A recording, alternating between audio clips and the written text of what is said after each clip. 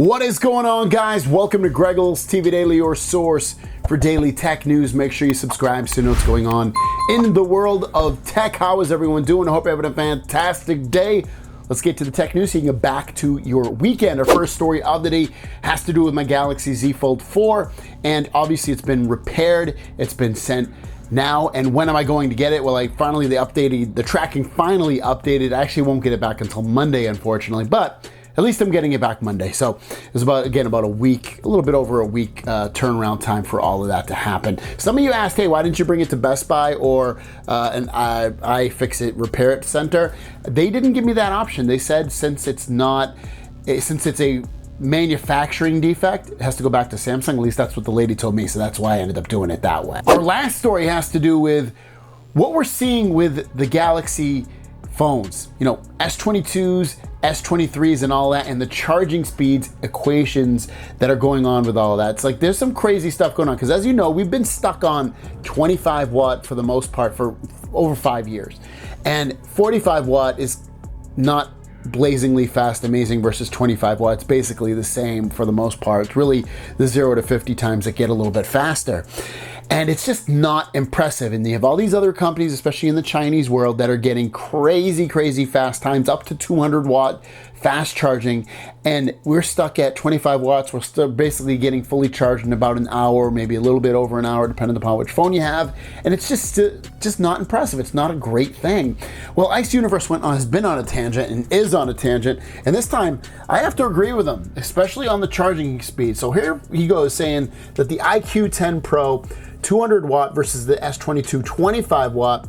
After 14 minutes, the iQOO has reached 100%. That's right, 100% in 22 minutes, while the S22 is only at 31%. It takes 53 minutes to go from 31 to 100. So you're looking at basically a little over an hour to get to 100% with that S22 phone. He goes on to say that basically you can charge the iQOO 5 times to 100% in the same time it would take the S22 to do it 5 times. It's crazy.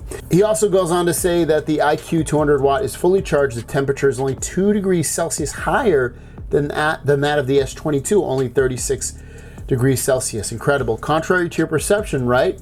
I have the evidence. How about you? Please come with evidence. The new fast charging technology affects battery durability. So he's going at people with that. He continues to say that Samsung's current 45 watt charging temperature is even higher than the 200 watt new fast charging technology. Is it safe?